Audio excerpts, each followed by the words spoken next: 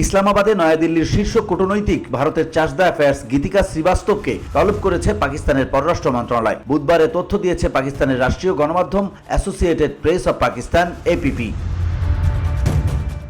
APP বলছে, পররাষ্ট্র মন্ত্রণালয় জানিয়েছে ভারতের নির্লজ্জ আগ্রাসন পাকিস্তানের সার্বভৌমত্বের সুস্পষ্ট লঙ্ঘন। এ ধরনের কর্মকাণ্ড জাতিসংঘ সনদ, আন্তর্জাতিক আইন এবং আন্তঃরাষ্ট্রীয় সম্পর্কের নীতিমালার লঙ্ঘন।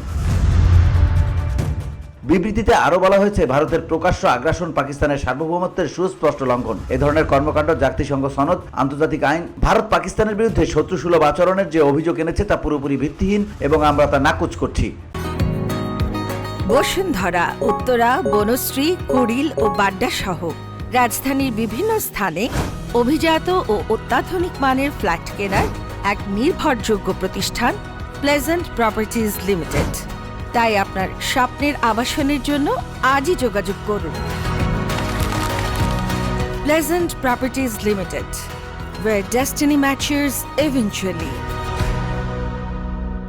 ভারতীয় পক্ষকে হুঁশিয়ার করা হয়েছিল যে এ ধরনের বেপরোয়া আচরণ আঞ্চলিক শান্তি ও স্থিতিশীলতার প্রতি গুরুতর হুমকি। জম্মু কাশ্মীরের পাহেলগাঁওয়ে বন্দুকধারীদের হামলার 2 সপ্তাহ পর মঙ্গলবার মধ্যরাতে পাকিস্তান ও পাকিস্তান অধিকৃত আজাদ কাশ্মীরের অন্তত 9টি স্থানে হামলা চালিয়েছে ভারতীয় সেনাবাহিনী। ভারতীয় সামরিক বাহিনী মাত্র 25 মিনিটে অন্তত 24টি ক্ষেপণাস্ত্র ছুড়েছে পাকিস্তানে। এতে পাকিস্তানে কমপক্ষে 70 জন নিহত হয়েছে বলে দাবি করেছে Bharat. VOD Bangla news desk.